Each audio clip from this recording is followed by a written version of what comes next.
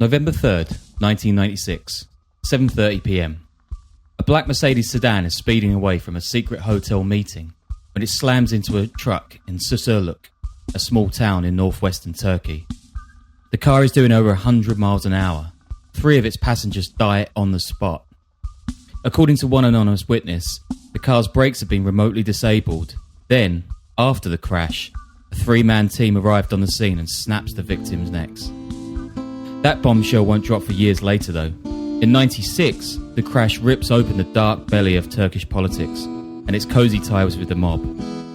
The 3 dead are a fascist paramilitary and contract killer, a senior cop, and a beauty queen. The guy who escapes is a member of parliament, and they'd all just had a meeting with Turkey's interior minister. This is a real-life tale of the deep state, of shady characters pulling the strings of power in one of the world's biggest nations. It's about freedom fighters, jihadists, drug lords and presidents. And 25 years later, one mobster in Dubai is blowing the whole thing wide open once more. Welcome to the Underworld podcast.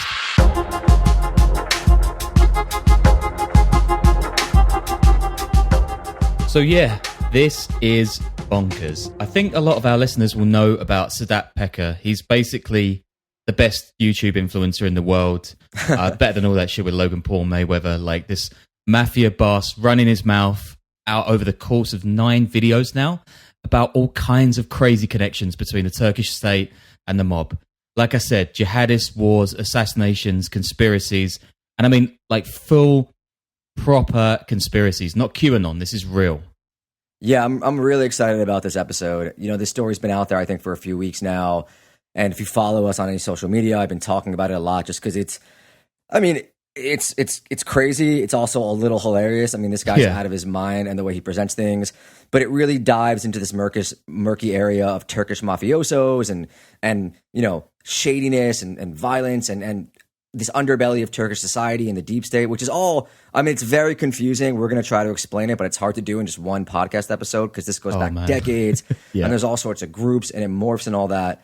I think actually, Sean, you're going to talk to an expert on this for the Patreon, which, you know, speaking of Logan Paul and Mayweather, I lost a bunch of money on the fight last night. So definitely hit up that Patreon and let me slowly begin to put the pieces back together of my life because Mayweather I don't want to get into it, but you know, you don't even deserve to have money if you're putting it on that.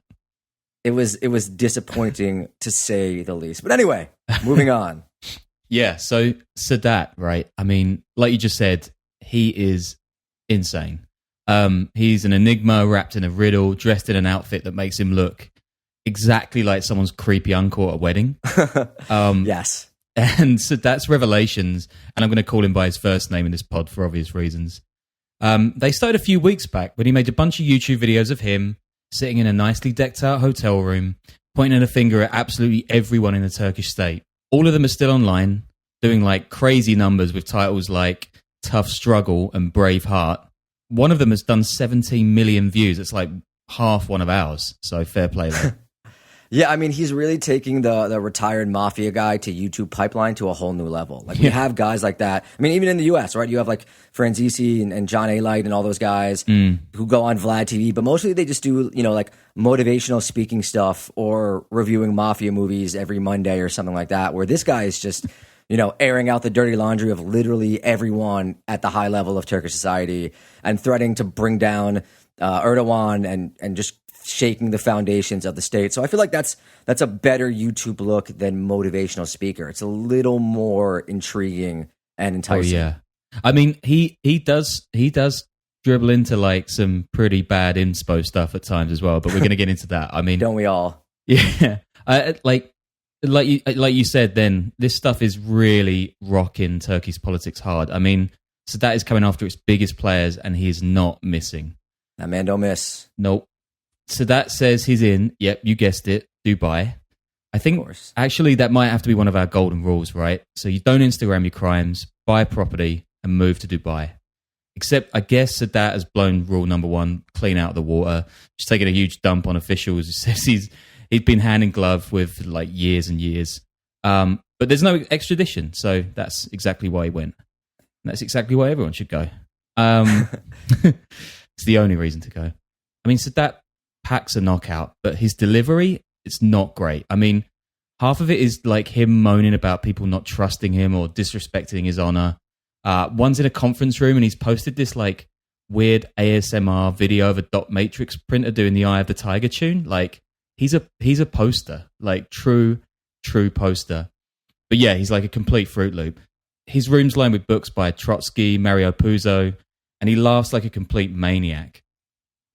And one of the best things about him is that he doesn't mind saying the quiet bits out loud. Like he just comes out and straight up admits the violence and meant to, quote, take revenge against the government and politicians he said he stood by and helped when they were nothing. It's all gone real Godfather over in Turkey right now. So his taste for revenge, that comes when cops launch raids across Istanbul and 4 other cities to capture members of Sedat's mafia, and they grab 49 people. Sedat supposedly skips town across the Balkans to North Macedonia, which is formerly Macedonia, by the way. His wife and children are present when all this kicks off, which he thinks is dishonorable, and you're going to hear about honor a lot in this episode.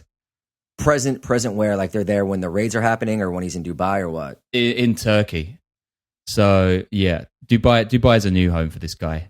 Sedat's biggest gripe with all this, though, is that Turkey's interior minister, Suleyman Soylu, offered him protection and tipped him off to leave for North Macedonia in the first place. This gentleman's agreement then goes south when cops go after Sedat's gang, and a couple of weeks ago, cops arrest Sedat's brother Attila, who's also a crime boss, from his home on the southwestern coast of Turkey in Muğla. Crime boss how? Like, what are these guys... What do they actually do? We keep hearing them described as mafia, but like, does it kind of... I mean, I haven't seen a lot on that, like on their actual businesses and what they were doing. No, and that's kind of the weird thing, right? He sort of comes out of nowhere, certainly for foreign audiences, like he's come out of nowhere to do all these videos. And in Turkey, you can't find a huge amount about his background. I mean, he definitely has a mafia. It seems like he's into drug running, extortion, like all that good stuff. But I couldn't really find much. There's a bunch of like snippets of information, but it seems a bit Chinese whispers. Like I think it's just been passed around between like all of the different media outlets. So I don't know. I mean, we're going to get into his bio in a minute as well. So there is some stuff we know. But all of this stuff that he says, it's so damaging because one of the things the AKP, which is the Justice and Development Party, led by Recep Tayyip Erdogan, one of the things this party's been able to tell Turks is how it cleaned up after this chaotic period in the 90s where there was tons of political violence, full-blown insurgency from the PKK, which we'll get into later, massive corruption, gangsterism, the lot. Like, Turkey seems to have been a basket case back then, and Sadat was one of the kingpins kind of bringing the pain.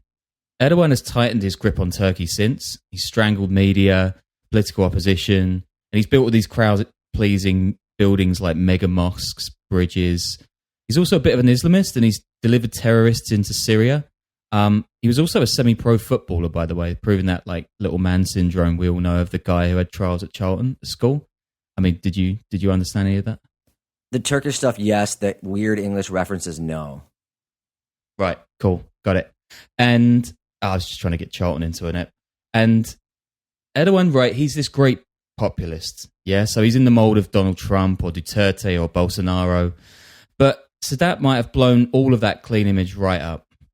To be fair, though, like, clean to who, right? Because I think, obviously, he has a lot of support in Turkey and all that among nationalists and whatnot. But for, people who don't fall into that, whether it's leftists or Kurds, Armenians, and for a lot of people in the world, like, he's not seen as this clean guy, right? He's seen as pretty much something close to a dictator that's done some ethnic cleansing and is corrupt and whatnot. But I think what you're saying is true for supporters of the AKP. Like, he is seen as this sort of staunch advocate for the country that's done a decent amount of good.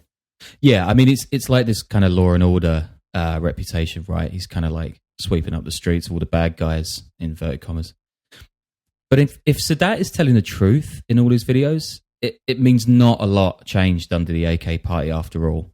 And some want the Interior Minister Soylu to step down and keep the party's image a little bit cleaner, I guess.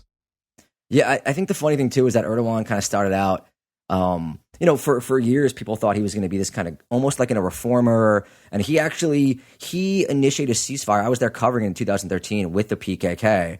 That was like a really hopeful moment, right? Where things were going to calm down and violence was going to calm down in Turkey, and you know, this 30-year sort of insurrection / war that had been playing out was going to come to its end. But yeah, that didn't last too long. I guess we'll talk about that a little later. Yeah, I mean, there's a lot of turmoil in the last few years there. Mm-hmm. So this is from a Washington Post story by Kareem Fahim. Quote, Sedat's stories about the nexus of organized crime and politics in Turkey are earthquakes, rumbling dangerously close these days to the government of President Recep Tayyip Erdogan. I always is it Recep Tayyip? I don't know. Anyway, this is like bang on the news right now, right? So this episode comes to you just a couple of days since Sedat dropped his latest content, which points the finger directly at Turkey's President Erdogan himself. He became Turkey's PM in 2003, president in 2014, kind of a bit of a Putin deal, switching between those two rules. And the stuff Sedat is coming out with, this stuff is like poisonous. And we're going to get into all the juicy details of this throughout this show. And by the way, like always, we've got this long list of stuff to read, watch, etc. on the Patreon. That's patreon.com/the Underworld podcast, along with this script. And after this, like record, I'm going to interview Ryan Gingeras, who's literally written the book on Turkish organised crime too, heroin, politics, everything. So he's going to tell our Patreon members what all this stuff you're about to hear like really means, I guess, from an expert's point of view. And like what's going to come out and whether this one mobster who kind of looks like John Travolta in Saturday Night Fever and From Paris with Love at the same time, whether he can topple one of the world's like strongest kind of strongman leaders. And I should say before we properly kick off with all this that not all of what Sedat's coming out with has been corroborated, but the history behind all this stuff is, I mean, you can make your own minds up listening to it. Oh, and also, Danny, I'm calling this episode Lost in Peckerwood. Cool?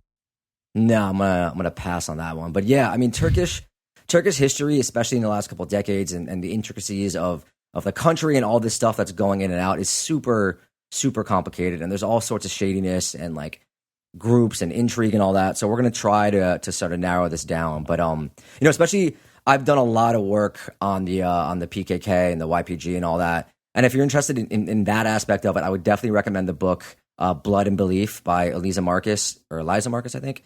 It's really, really thorough on this time period in Turkey in the 80s and 90s when all this chaos was going on. Cool. Yeah, I mean, it's crazy trying to unpick the recent history of Turkey, but I'm trying to give it a go. But first things first, before we kick off into all that, who is Sedat Peker? So this guy was born in 1971 in Adapazarı. I'm going to screw up all of the Turkish names in this, by the way. This is like not a million miles from Istanbul, near the Black Sea coast. According to his website, yeah, and this guy has a website. He's the only kingpin we've featured with his own so far. He lists reading books, charity, martial arts, and Turkish rock, which I don't know a lot about as his hobbies. I mean, he is kind of hilarious. I didn't know he was so young. He looks a lot older. He does. He's had a tough life, this guy.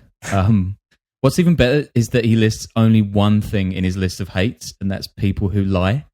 Sounds like a dating profile. I know. And in the list, what I hate even more, he's got unfaithful people and people who pretend to eradicate poverty. Also, I'm getting like a Google Translate on this, so sorry, Sedat, if you've written some totally different random stuff. He's obviously a huge fan of modesty because his biography page then reels off a bunch of his own inspo mottos. Yeah, I mean, everything about him is just so perfect for the like content media age. And I DM'd him on like 4 different social media platforms, trying to get him to come on. But unfortunately, all I got was extremely angry Turkish nationalists and trolls yelling at me, which reminded me of the good old days of reporting on the PKK and the YPG. Awesome. Yeah, I want to tell a couple of these like little inspo quotes because they're amazing. And yeah, I admit, Google Translate might have made them a little bit more fruity. But here goes. Quote, "For as long as I live, I have not been one of those people who have thought about the fear of torture, prison, or death. And I will never be. For them, I just feel sorry." I mean, I don't spend a huge amount of my time worrying about torture, but I guess if you're a mafia boss. And here's a bit of a riddle. Quote, "People serve as much as they believe in the values they believe in. They pay the price as much as they serve." What do you reckon on that one? Like Verdana font, sunset background, yoga studio wall? I don't even know. I mean, maybe it's more poetic in Turkish, but yeah, it's definitely got rise and grind vibes, and posts about loyalty on Facebook and things like that. Oh man, honor. This guy is just. I mean, it's just like loads of letters that he's posted to this website that he's like sent to high up folks in the government, bleating on about honor and Turkish nationalism and politics. I'm going to save you guys the time. Don't bother with any of it. So anyway, as a young guy, Sedat spends a load of time in Germany.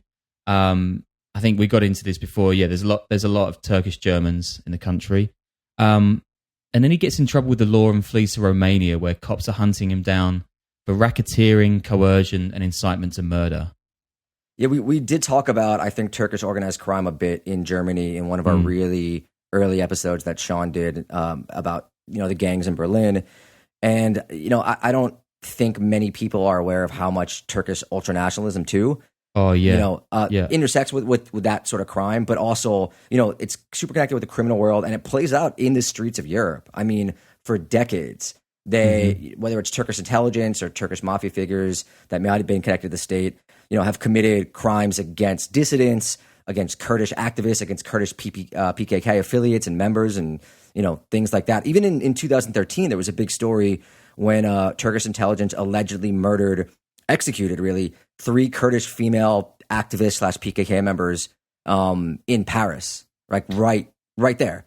And I don't know how that played out exactly. There hasn't been a trial, and there were some allegations that it was internal PKK conflict, but I think most of the signs pointed to it being Turkish intelligence that was involved, and they just kind of they get away with it for the most part, political assassinations happening in European streets, and they get away with it.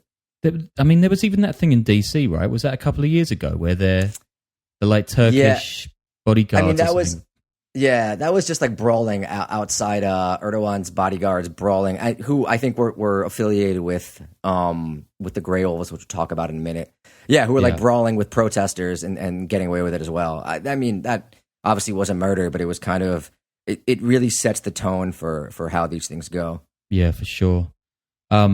So Sedat, right, he comes back to Turkey in 1998, and there he's convicted of founding a criminal network. So during the case, Sedat claims a Syrian politician has warned him not to act so arrogantly. But I guess it works out because Sedat is sentenced to just under 9 months, and he's out by May 1999, which is generous. Yeah, it's also, I keep referencing the Balkans episodes a lot, but, it kind of gets to this whole point of like interconnectivity of the government and mafia figures that they use for their own ends to kind of do their dirty work. I don't think it's as pronounced or as out in the open as it was in a place like, say, Serbia or Albania. But, it's definitely there. And lines start blurring between who is who and who does what when it comes to stuff like this. Oh, for sure. And we're just about to dive into all this crazy stuff as well. Unsurprisingly, after he gets this lucky break with the judge, his criminal career just continues pretty well. And he's back on the outside running things until he gets arrested again in 2005 for mafia associations, robbery, forgery, and a bunch of other stuff. But we still don't have it cleared up. Like, I guess it's not out there, like, what he was actually doing. Maybe he was good at the whole mafia stuff and, wasn't doing his YouTube show and keeping his business, not on the streets. I reckon so, which is weird considering he's like basically a YouTube personality. But so Sedat, he marries his lawyer while he's inside on a 14-year stretch. And soon afterwards, he's swept up as part of this thing called the Ergenekon trials, which is basically a national conspiracy, right?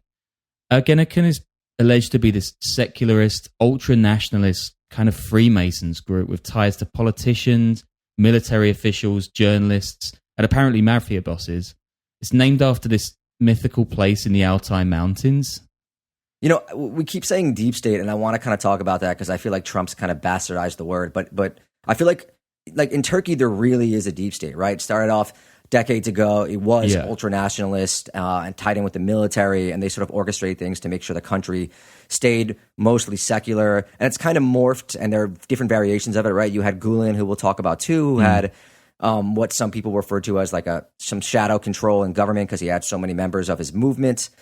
he's a cleric that was very powerful, that had a gigantic movement. And, then you have this sort of weird morphing where it becomes ultra-nationalist, but also sort of Islamist, which is with Erdogan and the stuff that we're going to get into as well. But it is, here, it's kind of mostly made up and exaggerated. In Turkey, it's definitely real. Yeah, it leaves a kind of weird taste in your mouth when you get into it, because you feel that it's just like a hall of mirrors. The more stuff you learn, the more just so much of this stuff. But yeah, like you say, it's it starts off as the deep state stuff as a secularist movement, and then it kind of morphs with Erdogan's rule. Now, these trials get really weird. The BBC calls it the court case that changed Turkey, and they're right. Basically, they're Erdogan's way to sweep out the bits of the military that had de facto pulled the strings of power in Turkey since the 60s, and had masterminded a series of coups, kind of like a Turkish League of Shadows, like we just got into. The trial itself takes 5 years, and it concludes in 2013 with 17 life sentences dished out. There's just one tiny little hitch. Ergenekon may have never existed in the first place.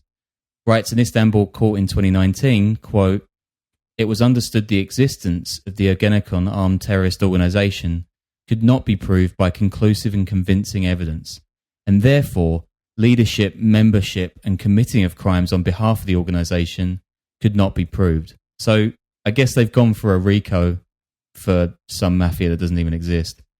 Or maybe. This is where it all gets very smoke and mirrors. Anyway, during these trials, Sedat gets 10 years, and he blames the court for punishing his reputation and not the crimes. But the conviction's quashed, it seems, and by 2015, he's even pictured chatting with Erdogan, which, as you'd expect, it creates a bit of a stink.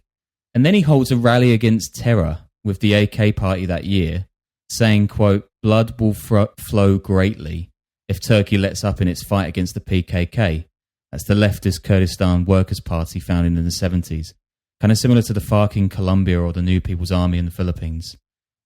You've covered the PKK a bunch, right? Yeah, I don't know if I would compare them to the FARC or I don't really know much about the New People's Army, but they're essentially this insurrectionist group that rose up among Turkish Kurds. Kurds have always been treated like second-class citizens, lacked rights, been attacked. They weren't even allowed to have their national identity, their identity at all, really, due to the Turkish ultranationalism and whatnot. Kurds, I'm not going to get super far into it. Kurds, are an ethnic minority in Iraq, in Syria, in Iran, in Turkey, and they've been pretty much treated like garbage in all of those countries. Ethnic cleansing, some pretty horrific genocidal acts committed against them. And this group, the PKK, rose up really, I think it was formed in 1979, but really rose up in the 80s as this Kurdish identity, but also it was, I think, Maoist in the beginning. Now it's tempered itself a lot, but it got really bad in the 80s and 90s in terms of these sort of like guerrilla street fighting that was going on and military attacks and whatnot. And you had Turkish groups that were ultranationalists and the Turkish military, bombing their villages and killing civilians and all this sort of stuff. And the PKK was doing terrorist acts as well. It was really, really, really bad. Lots of deaths. And, Sean had mentioned too that the Turkish government kind of treats them now like a bogeyman. Like they're always the people that you can blame for something bad happening. And they use it to whip up nationalist frenzy and all that. And there was, I was there when this ceasefire was declared in 2013 in southeast Turkey, which is where the Kurdish population is concentrated. And there really was this hopeful moment there that that everything was going to be sort of more peaceful and there was going to be a representation for Turkish Kurds that they were proud of and things like that. But, it didn't really stay that way. Within a year, things had really gotten pretty bad because the Kurdish group operating in Syria, the YPG, is effectively the PKK as well. They're, an affiliate, but they're kind of the same thing. And Erdogan really wanted to crack down on them. They were getting a lot of international support, a lot of Twitter support too, from they became like a darling of the left internationally in 2014, 2015. And that just led to increased tensions. There were bombings, there were pretty brutal attacks. They leveled a city. The Turkish military leveled a city full of Kurds and things just kind of went haywire. And I'll just leave it at that for right now. Yeah, there's so many different angles we could go at the PKK from, but So like Danny just said, like they're pretty much the national bogeyman. And so we get up to the point of 2016 in this story, right? And that July, there's an alleged coup against Erdogan. And he responds by A, crushing it, and B, purging thousands and thousands of people with even the slightest allegiance to a guy called Fethullah Gulen. This guy is a businessman and religious figure who lives in Pennsylvania, and it's said has long wanted to become Turkish leader. He was a preacher until the 80s, and he moved to the US in 1999, when he was on trial back home for undermining the Turkish government. In the early 2000s, when Erdogan was coming up, he and Gulen teamed up to shift Turkey's balance of power from secularism to Islamism, just like we said. Gulen had this giant empire of media, businesses, aid foundations, and he backed Erdogan until 2013, when this massive corruption scandal brought protesters to the streets. You might have seen it on the news. It was like the Gezi Park riots, protests. Then Erdogan's police kills 22 of these protesters, and he blames Gulen of trying to overthrow his government, calling Gulen's empire, quote, a parallel state. Yeah, I think, I my days of knowing a lot about Gulen and what he stood for are kind of long past. But they're Islamists, but it's a lot lighter, I would say, it's like with a than the small stuff light. that like AKP has been involved in, involving like jihadis and things like that. And Gulen has a ton of followers, and they were involved in the government. I think military, police, all sorts of stuff like that. He had a lot of followers, and again, this is like another accusation of them being the deep state. Which some people will testify that it's kind of real, that Gulen had that set of power. Others say it's exaggerated, but it's not like the trial we talked about, because this is a real thing, and there are all these sort of like shady powerful groups in Turkey. Yeah, that's when it starts going all Inception, right? Because there's just like deep states within deep states within deep states. But yeah, alliances switching and all that. It's tough. I hope you guys are following this so far, because we're going to get down to Sedat in a minute. So, I mean, we'll no doubt get into Gulen more in other episodes, and we should definitely do a show on the Grey Walls, this right-wing paramilitary group. I mean, we could always do one on Erdogan, to be fair, too. Yeah, I mean, the Grey Wolves, too, you kind of have to, like, they're an ultra-nationalist group that really came up in the 70s.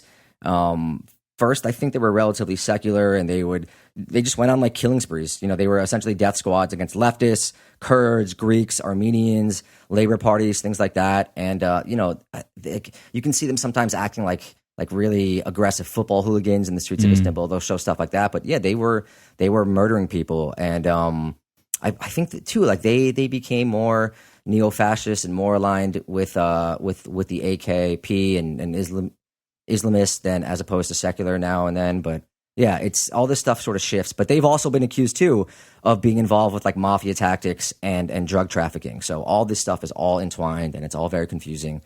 But it's crazy. But anyway, given all this background between Erdogan and Gulen, this 2016 coup attempt at least kicks off, right?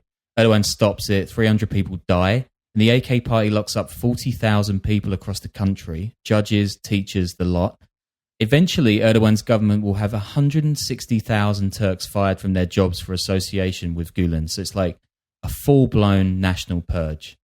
So this is kind of the world in which our boy Sedat is kind of running around, right? This is the circles he's moving in. Except where the nationalism is concerned, he is way, way off the deep end. He's basically a Turco-fascist believing something called Turanism, which is this 19th century pan-Turkism to unite the Turkic-speaking people even, from Hungary to East Asia, together to counter other ethnic movements of that time, like Pan-Slavism. Anyway, that doesn't leave much room for the Kurds. So in 2016, when a group of scholars, including Chomsky, I mean, is there anything that guy doesn't sign, calls for peace in southeast Turkey, Sedat writes one of his online open letters telling these guys, quote, "We will let your blood in streams, and we will take a shower in your blood." Yeah, the reason the peace process, the ceasefire fell apart, was mostly because of the city called Kobani, which is on the border. It's in Syria. It's on the border of Turkey. It's a Kurdish city. I actually was there. It got besieged by ISIS on all sides, and the other side was the Turkish border, and the Turks essentially shut it down. They weren't letting anything come in. There were lots of fighters from the PKK trying to come in to help out. things like that. Eventually, they negotiate to let a few things in, but I actually snuck across that border. This is in December of 2014 to go into Kobani and do a story there with the various elements that were fighting against ISIS. And yeah, I mean, the Kurdish people looked at it and they accused Turkey of siding with ISIS, and other jihadis and things like that. And protests started, which led to fighting, which led to, like all out kind of guerrilla warfare. And that's when the Turkish government went in and leveled the Kurdish Turkish city of Cizre and stuff like that. And that sort of kicked off this new, not new, but like a sort of rehashing of the conflict again, that things got really bloody. And that's what he was, I guess. Yeah, the Turkish nationalists were not about, trying to make peace with the Kurds at all. And I think Sadat was probably, blood and streams. Yeah, blood and streams makes it pretty clear. Yeah, I mean, he goes on, actually. You can really hear his writing style in this bit. Quote, if the terrorists, you who are their supporters and foreign countries' intelligence service, in sum, all of you, accomplish your goals and turn this state into a non-functioning situation, you should well know that you will never be shown mercy by the children of this homeland. I mean, how come so many mobsters are far right anyway? It's like it runs through a lot of groups. Anyway, this actually earned Sadat a pretty good comeback from an opposition politician in Turkey who says, quote, some third-class godfathers are casting a duty for themselves and jumping on this. Another guy offers a stronger but nowhere near as good reply, saying that, quote, the impunity of this murderer will prove that the mafia has become an organic component of the new state. Yeah, I like third-class godfather better. That's a solid burn. Yeah, that is good. So now to the videos. And I'm not going to do every single one in order, like just the key bits, because they are long, these things. Like in one video, for example, one of these things that he puts out, Sadat alleges that an MP named Tolga Agar, son of Mehmet Agar, who was the interior minister I mentioned at the top of the show in the Susurluk scandal, raped a female journalist 2 years ago who was found dead from suicide soon after. Agar's denied all this, of course, and called it slander. But I mean, this is the kind of revelation that Sadat is just throwing into the public sphere. He's also threatened to reveal the name of an official who died of a heart attack at the home of a mysterious woman named Daphne, which tabloids have taken to mean a TV presenter and former Miss Turkey, who's repeatedly had to come out and deny a relationship with Erdogan. And it gets stranger still, right?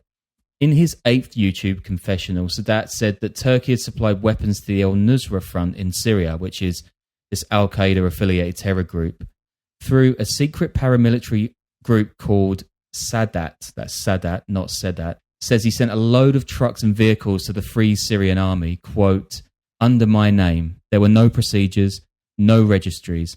They were crossed directly into Syria. But then the vehicles were sent to al-Nusra instead.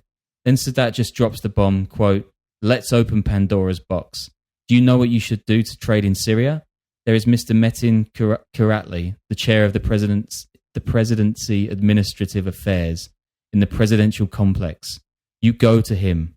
I'm not talking about the dealings of 1 or 2 trucks, illegal raw oil, tea, sugar, aluminium, copper, second-hand cars, billions of dollars, big money. Yeah, I feel like there's long been accusations in the last decade against Erdogan and other sort of corruption involving just money stuff, like real estate. I think his son was involved and things like that. Like there's a lot. Like this isn't anything new, right? He's not coming out of left field with this, with a lot of it. Yeah. So it's not like, Erdogan was a squeaky clean guy who never had allegations of corruption against him before now. No, and I mean, Turkey supplying Islamist fighters to like regional conflicts is nothing new either. But I guess no, not at all. It's just like kind of telling everyone this is solid info. Yeah. But like Sadat's videos are like that 6th season of 24 where a nuclear bomb goes off at the end. Like, where do you step it up from there, mate? Well, actually, the most recent video he did was about Big Brother Tayyip, as Sadat calls Erdogan, calling him out directly. He says, quote, if I'm a spy who's involved in an international conspiracy, I'll sit down and talk in front of you as a brother in the next video, Big Brother Tayyip. Boom, mic drop. Yeah, what does that mean? He's basically calling him out and saying, come on my show, like come on my YouTube channel and chat to me. See, yeah. He's really gone full YouTuber content creator, Yeah, That's like the tactic, right? You stir up some controversy, then invite the guy to come on your show, bring in his fans and whatnot. It's like, it's marketplace of ideas, right? It's very Dave Rubin. So, yeah, I mean, on this Sunday, which is yesterday when we're recording this, which is Monday, which is yesterday when you're listening to it. Does that make sense? Like, totally. Sadat released his 9th video, which, to be fair, was a little bit more than his usual rumor mill. Like, it had some evidence backing up. It does go straight for Erdogan, just like Sadat had promised. Sadat releases almost 13 minutes of a video chat between him and oil baron Sedat Peker, who's a relative of the president, where they confirm knowledge of the sending of weapons to jihadis in Syria. So I'm going to use some of the quotes as translated at news site Underworld, by the way. My Turkish is a bit rusty. They quote Sedat asking and nodding Eşki, quote, "We were at the hotel. You were there too. Were you not there every time we were sending the materials?" Then later, quote, "We were not selling these weapons. You were on it too, and so was I." Oh, and guess what he calls Turkish media won't publish his accusations? Yeah, dishonorable, of course. And, of course, like in this video, Sadat can't also resist a tiny little dig at Soylu. I mean, it's not a tiny little dig. Saying Soylu was trying to go for the presidency, but he couldn't do it because he'd sold Sadat out. Oh, and because he's got a, quote, brain the size of a hazelnut. I mean, it's bigger than a peanut, I guess, but yeah. Part 9 of the Sadat Tales did not disappoint. And last time I checked it, it's got over 9 million views on YouTube. Like, it's going off. People are watching this so much. It's making money, man. Monetizing for real. Oh, yeah. I wonder what his money is. Shit.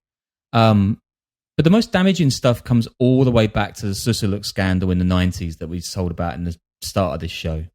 According to Sadat, in 96, he was approached by an intelligence official to assassinate a Cypriot journalist named Kutlu Adalı with an Uzi. This guy had been writing about a massive armed robbery in Famagusta. I think that's the biggest town on the Turkish side of Cyprus. And how vehicles used in the raid belong to the local government. Cyprus, by the way, guys, it's like an island just off the Levant. It's home to about 80% Greeks, 20% Turks, and it's divided along its capital, Nicosia. Anyway, Adalı was shot outside his home on July 6, 1996. Attila Peker, who we mentioned, Sadat's brother, he issued a pretty mad statement. Quote, "Erken, the intelligence guy, gave me an Uzi gun in the adjacent room. He taught me how to use this gun and how to install the silencer and take it out." And then Attila describes casing out Adalı's home. Quote, "There are again a lot of voices coming from the house. Seeing this, Commander Korkut said to me, even if there are 3 people, they are all from the Kurdistan's Workers' Party, the PKK. Whoever is a friend of the PKK is a member of the PKK. It is okay if you kill them all." Wow, that's kind of, the 3 people thing is kind of ironic considering the assassinations in Paris, right, that I mentioned. Yeah, But yeah, they like brutal assassinations all over. Yeah, it's crazy, huh? I mean, Adalı's killers were never found. Shock. Sadat says it was ordered by Mehmet Agar, who we mentioned before, the interior minister. He's also accused Agar of a 1993 car bomb that killed another journalist. So all this is piling on top of the mad deep state stuff Turks already found out about from the car crash's fallout all the way back then. This mad confluence of politics, organised crime, nationalist attacks on Armenian and Kurds, shitloads of money changing hands. Mehmet Agar, by the way, he steps down after that scandal. He returns to Parliament in 2011. Then a judge gives him 5 years for his role in Susurluk. So he's out now. He's a free man. And this is from the WAPO again. This time it's from Sinemadar, a Berlin-based analyst. Quote, "In the 1990s, the state still had some upper hand over these underground networks, which served its purposes. In the last decade, it feels like the mafia has penetrated more into the state, and it's not clear who has the upper hand. Perhaps most striking is that Sadat has dug up one of Turkey's most enduring deep state scandals.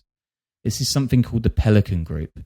Now, the Pelican Group first gets a mention in 2013 when judges arrest journalists in the wake of the Gezi Park protests, which we spoke about earlier. Back then, people say that this shady group has the judiciary in its pocket. Then in 2016, the group is thought to be behind the release of documents that lead to the resignation of Turkey's PM. And this is not some made-up conspiracy theory like Ergenekon may have been, right? This is real. It's got a headquarters in this luxurious Ottoman mansion on the Bosphorus, and it's led for the most part by Erdogan's son-in-law, who's the finance minister. This group is named after the Pelican Brief, this 1992 John Grisham book that got turned into a film with Julia Roberts and Denzel Washington, like legal drama, pretty cool film. Then, in 2016, the Pelican Group is thought to be behind the release of information that drives a wedge between Erdogan and his PM, Ahmet Davutoglu, who steps down.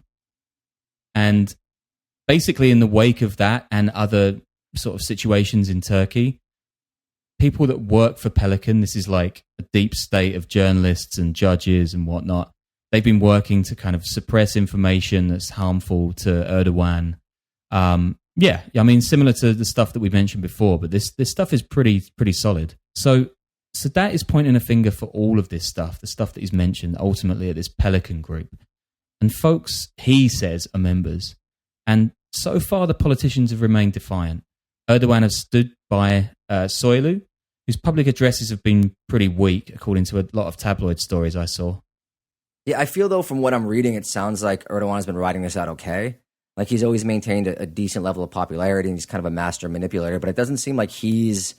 Obviously, like, I think I saw a statistic that said, like, literally half of the Turkish people have seen at least a clip of the video or something of one of the videos or something like that. But it does seem like he's going to be able to hold out for sure. Erdogan, at least. I reckon so. I mean, we're going to find out from this interview that I'm going to do with Ryan Gingras as well, how shaken the state is. But, I mean, Sedat is not backing down, right? He's taken his war with Soylu and the deep state to Twitter.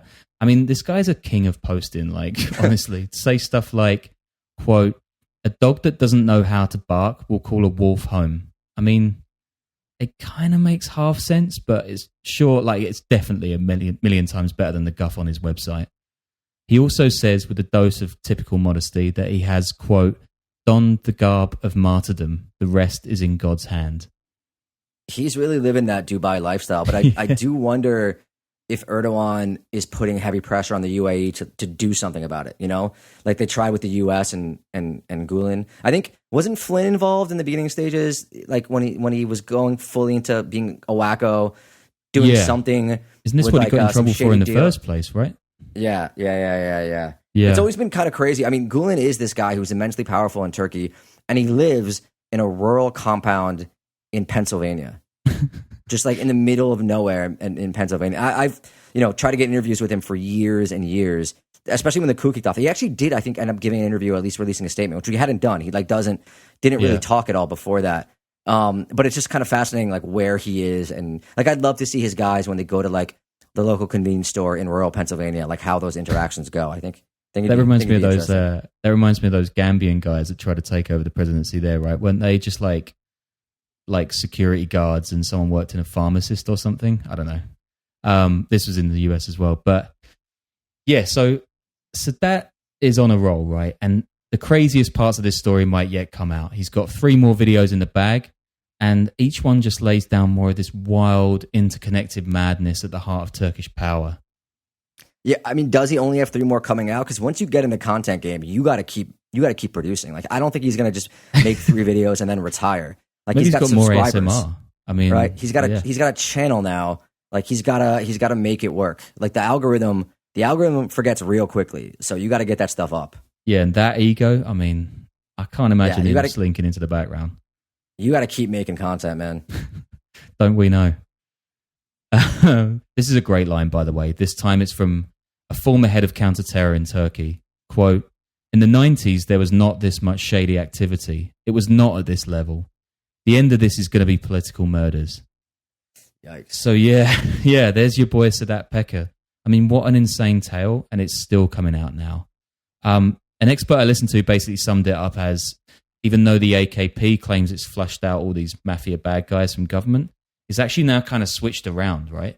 And Sedat Peker now sounds more credible, while his enemy Soylu just sounds like a gangster. Like, things may genuinely be worse now than they were in 96 with the Susurluk scandal. Yeah, it's a lot of really bad people doing really bad things. I don't want to entirely make light of it, but it is. I mean, when you look at a photo of this guy or just watch his videos, like I don't understand Turkish, but it is funny. Like he looks like a funny it's just completely ridiculous that this is happening.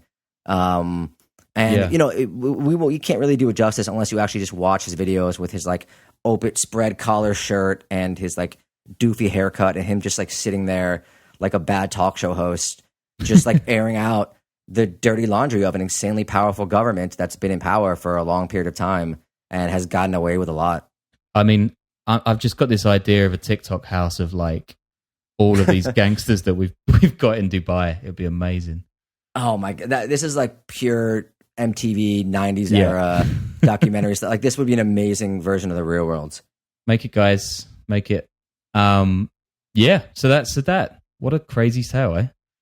Yeah, I hope it was understandable that we didn't go in too many directions, but it is, we wanted to jump on this. Sean put the episode together really quickly. We wanted to just jump on this because it is in the news. It is pretty wild. I can't remember another circumstance where something like this was happening, and we wanted to get it out there because people had asked us to, like, what's going on with that and what's happening. Yeah, I hope that all made perfect sense for you guys. Yeah. All right, cool. Thanks a lot. Again, patreon.com/the Underworld podcast. Interviews every week or so or two with people who can break this stuff down in I'd say, more interesting. Not more interesting, but a different way. Anyway. It's a good job no one listens to the end of the podcast, man. It was like a nice thing.